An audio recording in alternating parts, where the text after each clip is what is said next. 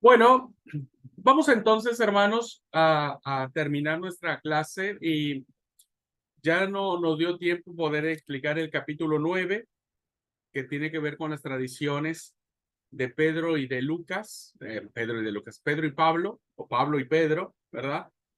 Y solamente quiero terminar de cerrar el pensamiento que tiene el capítulo 10 de Hechos de los Apóstoles, que me parece muy interesante. Este,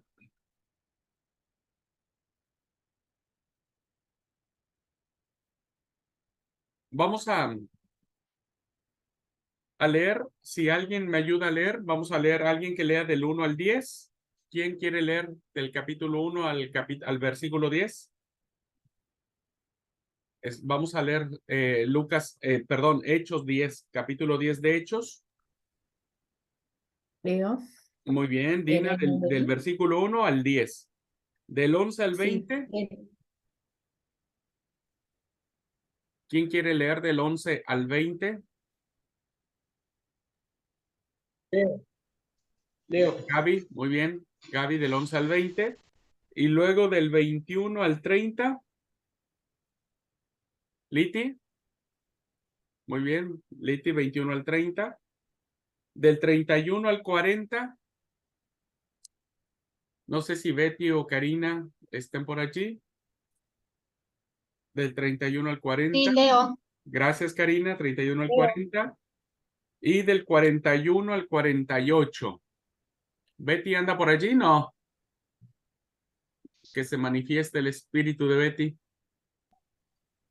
sí, hermano, pero tengo visita y hay mucho ruido. Ah, bueno, no se preocupe. Yo lo leo. Yo leo. No se preocupe. Gracias. Bueno, vamos a iniciar la lectura, por favor. Bien, el capítulo 10. Vivía en Cesarea un centurión llamado Cornelio, del regimiento conocida como el italiano. Él y toda su familia eran devotos y temerosos de Dios. Realizaban muchas obras de beneficencia para el pueblo de Israel y oraba a Dios constantemente. Un día, como a las 3 de la tarde, tuvo una visión. Vio claramente a un ángel de Dios que se acercaba y le decía: Cornelio. ¿Qué quiere el Señor?, le preguntó Cornelio, mirándolo fijamente y con mucho miedo. Dios ha recibido tus oraciones y tus obras de beneficencia como una ofrenda, le contestó el ángel. Envía inmediatamente a algunos hombres a Jope para que hagan venir a un tal Simón el curtidor, que tiene su casa junto al mar. Después de que se fue el ángel que le había hablado, Cornelio llamó a 2 de sus siervos y un soldado devoto de los que le servían regularmente. Les explicó todo lo que había sucedido y los envió a Jope. Al día siguiente, mientras ellos iban de camino y se acercaron a la ciudad, Pedro subió a la azotea a orar. Era casi el mediodía. Tuvo hambre y quiso comer algo. Mientras se lo preparaban, le sobrevino un éxtasis. Vio el cielo abierto y algo parecido a una gran sábana que, suspendida por las 4 puntas, descendía hacia la tierra. En ella había toda clase de cuadrúpedos, como también reptiles y aves. Levántate, Pedro, mata y come, le dijo una voz. De ninguna manera, Señor, replicó Pedro, jamás he comido nada impuro o inmundo. Por segunda vez le insistió la voz. Lo que Dios ha purificado, tú no lo llames impuro. Esto sucedió 3 veces. Pedro no atinaba a explicarse cuál podría ser el significado de la visión.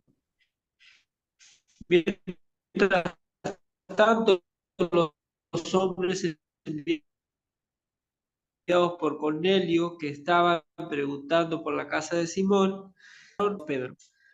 Mientras Pedro seguía reflexionando sobre el significado de la visión, el Espíritu le dijo: mira, Simón, 3 hombres te buscan. Date prisa, baja y no dudes en ir con ellos, porque yo los he enviado.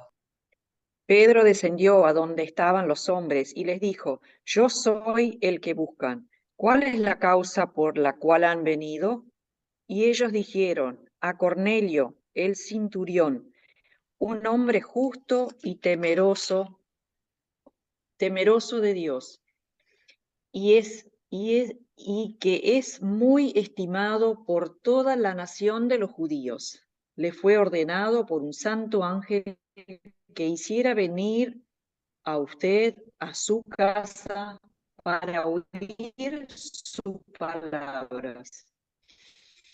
Entonces Pedro los invitó, se levantó y se fue con ellos, y algunos de los hermanos de Jope lo acompañaron. Al otro día entró a Cesarea. Cornelio los estaba esperando y había reunido a sus parientes y amigos íntimos. Cuando Pedro iba a entrar, Cornelio salió a recibirlo y postrándose a sus pies, lo adoró.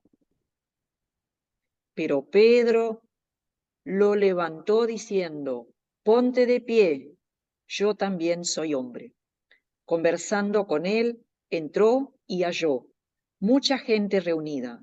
Entonces Pedro le dijo: ustedes saben que no es lícito para un judío asociarse con un extranjero o visitarlo, pero Dios me ha mostrado que a ningún hombre debo llamar impuro o inmundo. Por eso, cuando mandaron a buscarme, vine sin poner ninguna objeción. Pregunto, pues, ¿por qué causa me han llamado?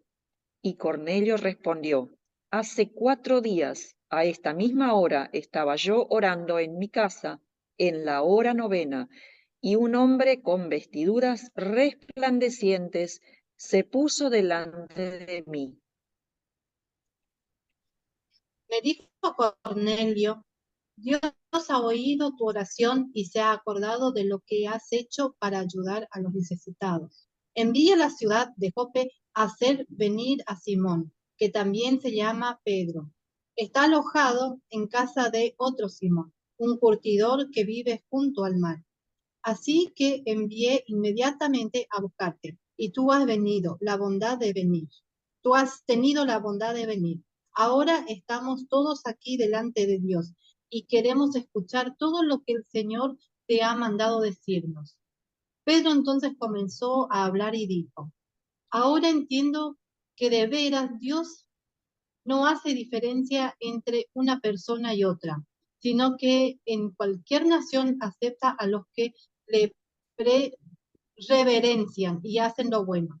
Dios habló a los descendientes de Israel anunciando el mensaje de paz por medio de Jesucristo, que es el Señor de todos. Ustedes bien saben lo que pasó en toda la tierra de los judíos, comenzando en Galilea, después que Juan proclamó que era necesario bautizarse. Saben que Dios llenó de poder y del Espíritu Santo a Jesús de Nazaret, y que Jesús anduvo haciendo bien y sanando a todos los que sufrían bajo el poder del diablo. Esto pudo hacerlo porque Dios estaba con él. Y nosotros somos testigos de todo lo que hizo Jesús en la región de Judea y en Jerusalén. Después lo mataron colgando en una cruz, pero Dios lo resucitó al tercer día e hizo que nos aparecieran a nosotros. No al público en general, sino a nosotros, a quienes Dios había elegido de antemano para que fuéramos sus testigos. Nosotros fuimos los que comimos y bebimos con él después de que se levantó de los muertos.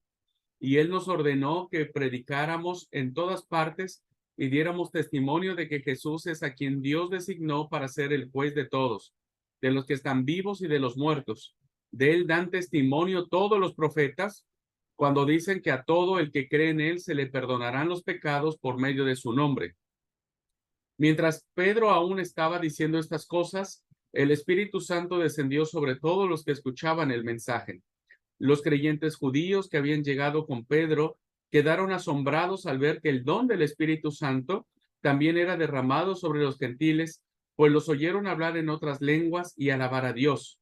Entonces Pedro preguntó, ¿puede alguien oponerse a que ellos sean bautizados ahora que han recibido el Espíritu Santo tal como nosotros lo recibimos? Por lo tanto, dio órdenes de que fueran bautizados en el nombre de Jesucristo.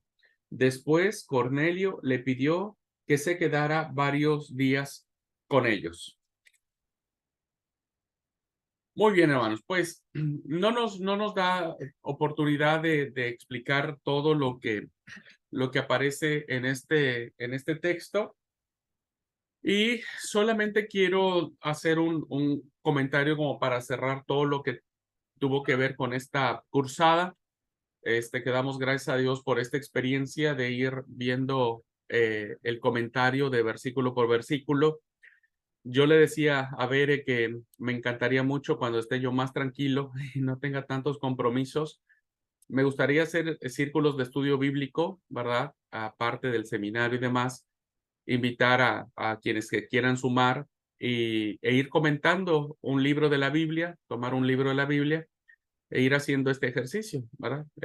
Tomarnos un tiempo aparte, hacer un círculo de estudio bíblico virtual, en donde podamos, no sé, tomar Marcos, por ejemplo, y empezar a ver versículo por versículo. Así que bueno, espero que sea un proyecto que algún día logre hacerlo, cuando ya no tenga muchas cosas que hacer, pero la verdad que a mí me encanta poder ir descubriendo, ¿no? Pues esas verdades que están aquí encerradas. Bueno, ¿qué quería decir? Miren, ya sabemos lo que significa, ¿no es cierto? La narrativa de la visión de Pedro. Creo que no habría mucho que explicar, no se está refiriendo a los animales puros e impuros, si se pueden o no comer. Más bien, la narrativa es la apertura, volvemos a insistir, la apertura que se hace hacia los paganos, ¿verdad? En cuanto a la función del Espíritu Santo, como signo de salvación. Lo que quería comentarles es que lo que aparece en el capítulo, en el versículo 44, pues es el cumplimiento de lo que se dijo en Mateo capítulo 16. Mateo capítulo 16 es un pasaje muy interesante porque nos habla de la confesión cristológica de Pedro, ¿verdad? Y hay un paralelo que muchos autores lo miran, más allá de la geografía, sino más bien lo que esto significaba. Porque si ustedes leen Mateo 16, versículo 13, se van a dar cuenta el lugar donde se hace esta confesión cristológica, ¿verdad? Y dice que Jesús vino a la región de Cesarea de Filipo. Y si nosotros leemos el capítulo 10 de Hechos, dice que había en Cesarea un hombre llamado Cornelio. Insisto, más allá de la diferencia geográfica que puedan existir entre estas dos Cesareas, porque una Cesarea era marítima y la otra Cesarea era más al norte de Galilea, hay como una conexión entre este punto, ¿verdad? Y en este lugar de Cesarea, Jesús le hace una pregunta a sus discípulos y les dice, ¿qué dicen los hombres que soy yo? Entonces empieza a haber una serie de explicaciones, vos sos Elías, otros Juan, otros Jeremías o alguno de otros profetas. Y bueno, Jesús le dice, ¿y ustedes? Entonces Pedro hace la confesión y dice, tú eres el Cristo, el Hijo del Dios viviente. Entonces viene la respuesta de Jesús y le dice, bienaventurado eres Simón, hijo de Jonás, que no te lo reveló carne ni sangre, sino mi Padre que está en los cielos. Y yo te digo que eres Pedro, y sobre esta roca edificaré mi iglesia, y las puertas del Hades no prevalecerán contra ella. Y aquí viene algo muy interesante, ¿no es cierto? En el versículo 19 de Mateo 16. Estoy leyendo Mateo, el Evangelio de Mateo, capítulo 16, versículo 19. Dice, y a ti te daré las llaves del reino de los cielos, ¿verdad? A ti te daré las llaves del reino de los cielos. Evidentemente, la pregunta siempre ha sido, pues, ¿qué son las llaves? ¿Cuáles son las llaves? ¿Cuántas llaves son? ¿Por qué le dijo eso el Señor a Pedro? Porque evidentemente, hermanos, una llave abre una puerta y las llaves del reino de Dios abren la puerta para que todos puedan entrar, ¿verdad? Lo hemos visto hasta ahora. La comunidad de inclusión que arma Jesús o que forma Jesús es una comunidad que la iglesia tiene que seguir, ¿verdad? La iglesia también tiene que ser inclusiva. Y entonces, la pista que nosotros encontramos para el cumplimiento de esta forma de decirle a Jesús a Pedro, y a ti te daré las llaves, pues estas llaves del reino aparecen en el primer capítulo de Hechos, en el versículo número 8, donde las llaves tendrían que abrirse en Jerusalén, en Judea, en Samaria y hasta lo último de la tierra, ¿verdad? Que son básicamente ciudades simbólicas o nombres simbólicos de lo que esto representaría, ¿no? O sea, el reino tiene que iniciar en Jerusalén y se tiene que extender hasta lo último de la tierra. Estas llaves que Pedro tiene, ¿no? Se cumplen perfectamente en el libro de Hechos de los Apóstoles. Y la primera llave que usa Pedro para abrir a Jerusalén, diríamos, la encontramos en el capítulo 2, versículo 37, cuando después del discurso de Pedro, dice el versículo 37 del capítulo 2 de Hechos, ¿verdad? Voy a leer esa parte. Hechos 1:8 nos habla de cuáles serían los lugares simbólicos donde las llaves del reino tendrían que abrirse. La primera llave se cumple en el capítulo 2, versículo 37 y 38, donde dice, al oír esto se compungieron de corazón y dijeron a Pedro y a los otros apóstoles, varones hermanos, ¿qué haremos? Pedro les dijo, arrepentíos y bautícese cada uno de vosotros en el nombre de Jesucristo para perdón de pecados y recibiréis el don del Espíritu Santo. La primera llave se abre en Jerusalén. La primera llave se abre al evangelio hacia el pueblo judío, principalmente, ¿no? Hacia el judaísmo, y hay una respuesta, ¿verdad? Entonces, cuando los judíos le preguntan a Pedro, ¿qué vamos a hacer? Pedro inmediatamente les dice, arrepiéntanse, bautícense, y el Espíritu Santo vendrá a ustedes. Así es que la primera llave abre la puerta del evangelio hacia el judaísmo, ¿verdad? Y dice que fueron bautizados y recibieron el don del Espíritu Santo. Así es que esta primera llave que el Señor le da a Pedro se abre en Jerusalén, ¿verdad? Se cumple en Jerusalén. La segunda y tercera llave las vamos a encontrar en el capítulo número 8, ¿verdad? Cuando en el versículo 1 de Hechos, estamos hablando del libro de Hechos, Hechos 8:1, dice, y Saulo consentía en su muerte. En aquel día hubo una gran persecución contra la iglesia que estaba en Jerusalén y fueron esparcidos por las tierras de Judea y de Samaria, ¿verdad?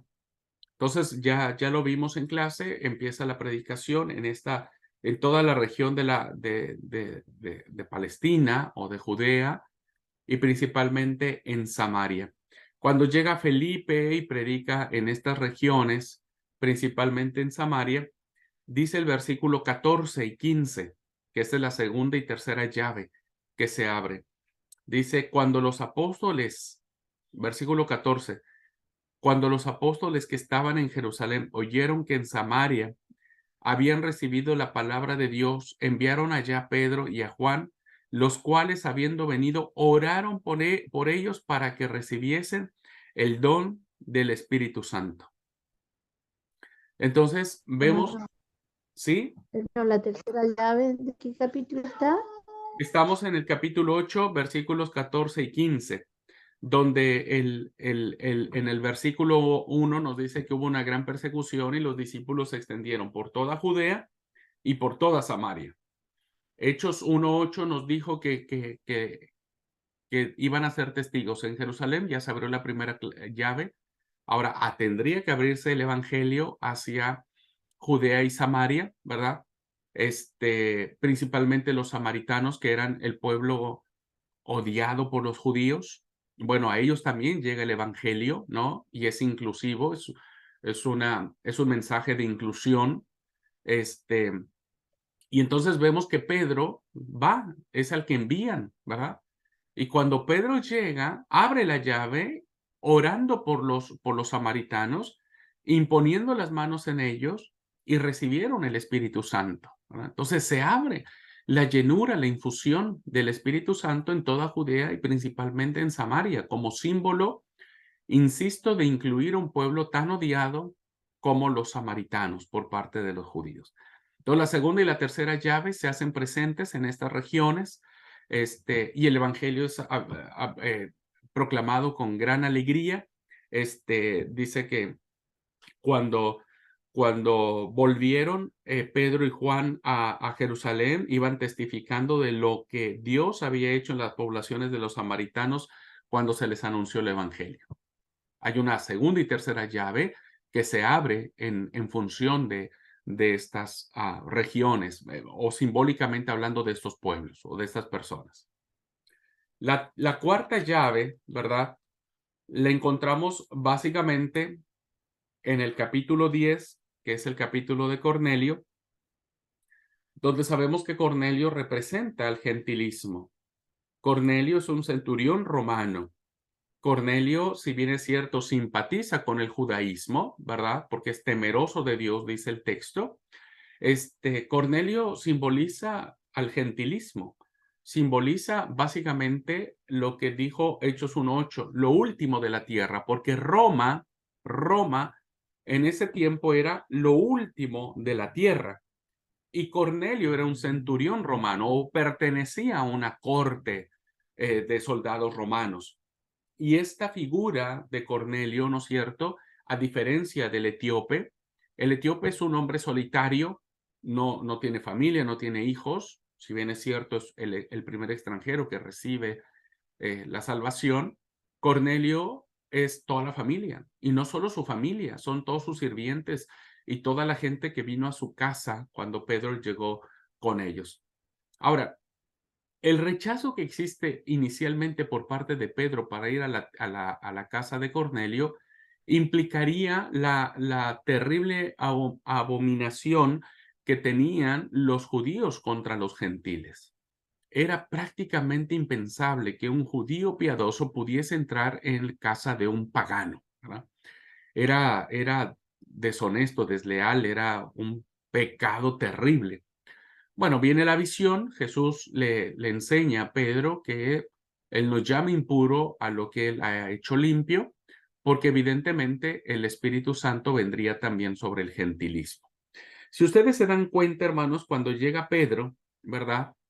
Hace algo diferente que no hizo ni en Jerusalén, ni en Judea, ni en Samaria. En Judea y en Jerusalén y en Samaria, tan luego los de Jerusalén le dice, ¿qué hacemos? Pedro inmediatamente le dijo, bautícense, arrepiéntense, bautícense y el Espíritu Santo vendrá.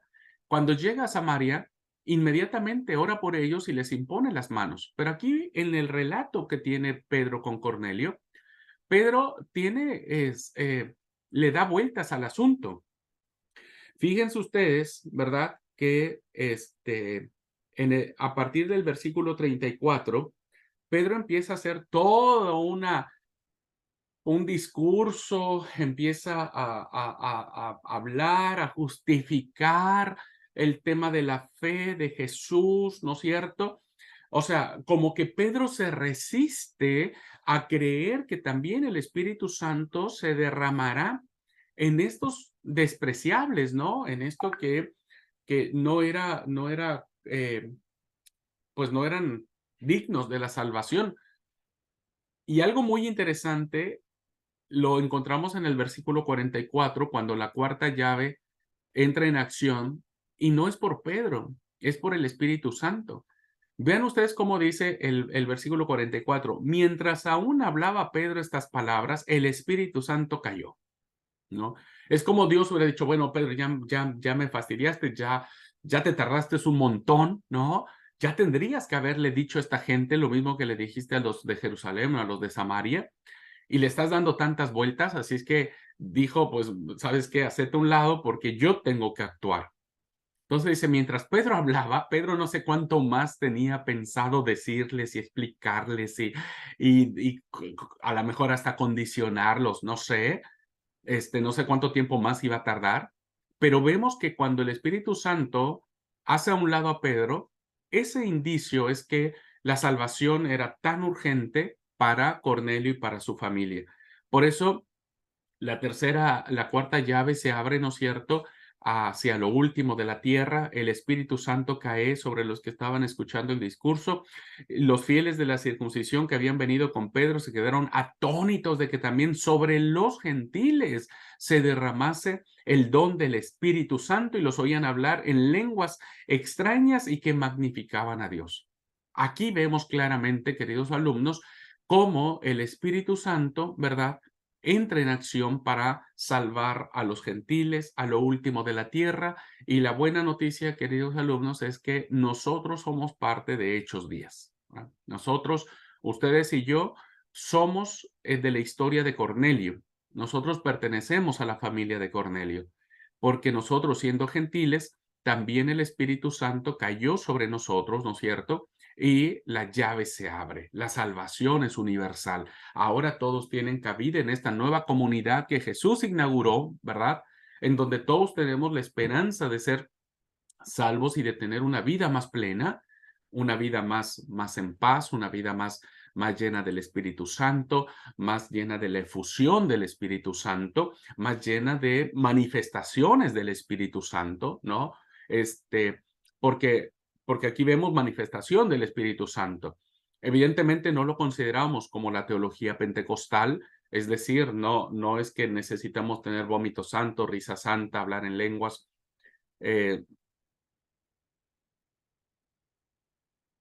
como para saber que estamos llenos del Espíritu Santo, pero sí debemos manifestar el fruto del Espíritu. Ahora la salvación llega a nuestras vidas a través de Cornelio. Así que, hermanos, las llaves que Pedro le da, que Jesús le da a Pedro en la confesión cristológica en la región de Cesarea, se cumple a cabalidad en el testimonio de Lucas, y entonces las puertas han abierto, ¿verdad? Ahora las puertas se han abierto. Y en contraste, las puertas del infierno se han cerrado. No tienen más poder y autoridad, porque ahora las puertas del reino se han abierto de par en par, y ahora las puertas del infierno, ¿no es cierto?, no pueden prevalecer contra la iglesia, porque éstas se han abierto en la llenura y en la presencia y en el actuar del Espíritu Santo en los judíos, en los samaritanos y en los gentiles, ¿verdad? Que esos somos nosotros. Así que quería terminar esta cursada dando gracias a Dios, dando gracias al Padre, dando gracias al Hijo por su Espíritu Santo que nos ha salvado, que nos sigue guiando como iglesia. Que hoy los cristianos debemos vivir la efusión de una vida nueva, una vida en comunidad, una vida libre al amor, una vida en plenitud, una vida libre en el Espíritu, una vida llena cada día más de la presencia de Él, ¿no es cierto? Que nos permita acoger al caído, que nos permita abrazar al despreciable, que nos permita seguir confiando en que Dios puede restaurar la vida del más despreciable del mundo, ¿no es cierto? Debemos tener la confianza de que Dios sigue mostrando su amor y su misericordia. Así es que, bueno, hermanos, quise hacer este pequeño resumen de cómo Hechos de los Apóstoles nos habla claramente que el mover del Espíritu Santo, ¿no es cierto?, tiene que ver mucho con la apertura al amor trascendente de Dios, ¿verdad? Al amor trascendente de Dios que nos alcanza hasta nuestros días, ¿verdad? Hasta nuestros días. Así es que bueno, pues muchas gracias, queridos alumnos. Ya no llegamos a las tradiciones paulinas de Hechos, nos quedamos solamente en las tradiciones de Pedro, ¿verdad? Porque son las primeras que encontramos en el libro de Hechos, pero las tradiciones paulinas, desde la perspectiva de Lucas en Hechos, son muy interesantes, son muy valiosas, y yo los animo a que ustedes puedan seguir adelante, sigan investigando, ¿verdad? Sigan sintiendo esta necesidad de profundizar más en la palabra del Señor. Bueno, queridos alumnos, pues muchas gracias. Gracias por su tiempo, gracias por su paciencia. De a poquito nos vamos acercando al final de estar juntos, ¿no?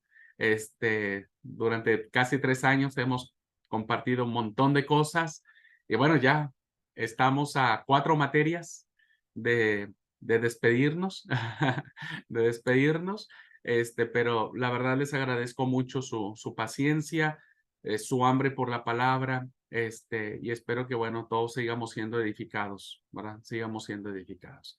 Así que, bueno, pues vamos a orar como aparece en Hechos. La comunidad cristiana oraba.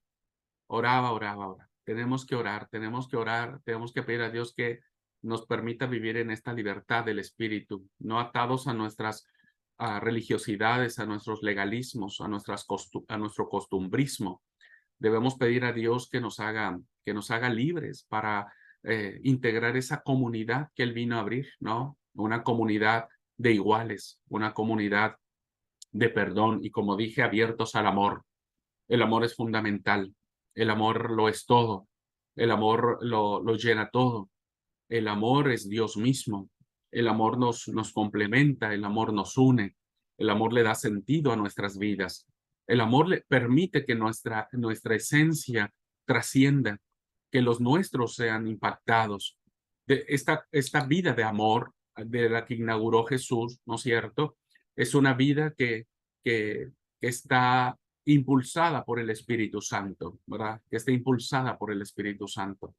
Ojalá podamos crear estas comunidades. Nosotros seamos estos modelos de un amor pleno, de un amor abierto al diferente, al nuestro, un amor al huérfano, al cojo, a la prostituta, al prostituto, al homosexual, un amor abierto al pecador, al que engaña, al que roba, un amor que permita dar esperanza de vida, esperanza de transformación. La iglesia debe ser un lugar, no un museo donde se exhiben las pinturas de los santos, sino un hospital donde se cura la enfermedad de los pecadores.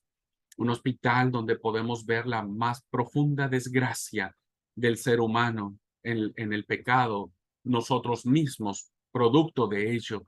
Pero estamos allí para sanar, debemos estar allí para curar, para tocar, para no sentir asco ni repulsión, para no sentir exclusión ni marginación, sino para tocar, para ensuciarnos, para restaurar, para vendar, para acoger al quebrantado, para darle alegría al corazón triste.